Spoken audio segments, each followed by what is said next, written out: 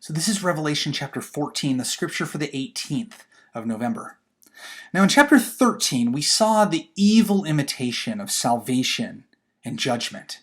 Anytime we receive ultimate deliverance or ultimate judgment from the hands of anyone besides God, it's neither ultimate, like it's not the end of all deliverance or judgment, and it's also not truly fully deliverance or fully judgment either. But in this chapter, the multitude who are marked by the Lamb, the 144,000, they reappear for true deliverance and true judgment. Now remember from chapter 7, there are 144,000 people that are marked by the Lamb, and 144,000 is one myriad, 1,000 people, times 12 squared, right? 12 times 12 is 144, times 1,000 is 144,000. And remember, 12 is the number of the apostles, the number of the 12 tribes of Israel, and therefore represents those humans who've been elect by God. Those humans who've been set aside, who've been justified, sanctified, anointed for holy duty. So these myriads of elect people are preparing for battle. That's why they haven't engaged in any sexual activity. I want to be clear about this. Sex is not dirty or sinful.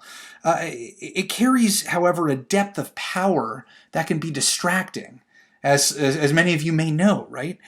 So those who are involved in military operations, this was the tradition of ancient Israel, those involved in military operations would abstain from any sort of sexual activity while they were on their campaign.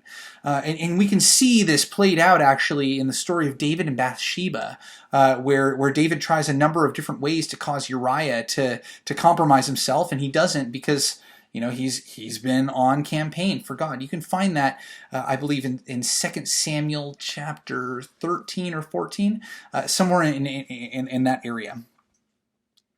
So, one more thing here. While the 144,000 may not engage in battle at this point, they are engaged in worshiping the king. And that was another thing. Going before God, you needed to be sexually pure, right? Or not having engaged in sexual activity in the recent past. That was a requirement for the priest to go before God. Now, in addition to Michael, who was the angel we met in chapter 12, there are 6 more angels that pop up in this chapter for a total of 7 in this vision. Again, the number of completeness. The first proclaims the gospel to all the earth. And note that it's a word of grace first before it's a word of judgment. It's that specific order. Grace first, judgment second. Another angel announces the fall of Babylon, which we haven't read about yet. We'll get to that later on in Revelation.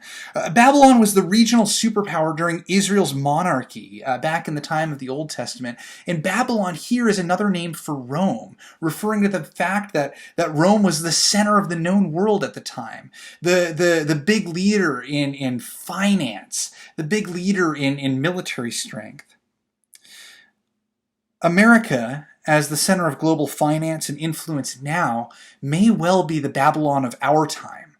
Just as Jeremiah and Ezekiel called the exiles to seek the welfare of the city into which you've gone into exile, so too we're called to seek the welfare of wherever we are in Babylon.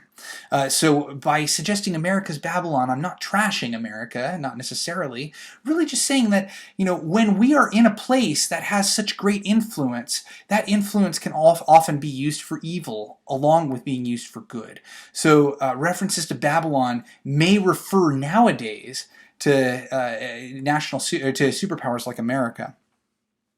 Another angel heartens believers, the believers of John's time, by telling them no matter how bad they have it now, those who are persecuting them are going to have it way worse in the next life, whereas in our next life we'll receive the blessing of rest. The next 3 angels are working the fields of the earth, sowing and reaping, along with Christ, just as Christ is described in Daniel 7. And you can see this Son of Man or somebody like a human being coming on clouds in Daniel 7. Reaping here refers to collecting every human being on earth like a grain harvest. This is the true deliverance, and it's followed by the winepress of true judgment. And this is another symbol of the day of the Lord. And with this chapter, the rich symbolism and imagery of 12 through 14 ends, returning to the judgments that have been paused since chapter 11. Now I wonder, in what ways have you been marked by the Lamb? That's all for Revelation chapter 14. Tomorrow, the 19th of November, we'll look at Revelation chapter 15. May God bless you in your reading of Scripture.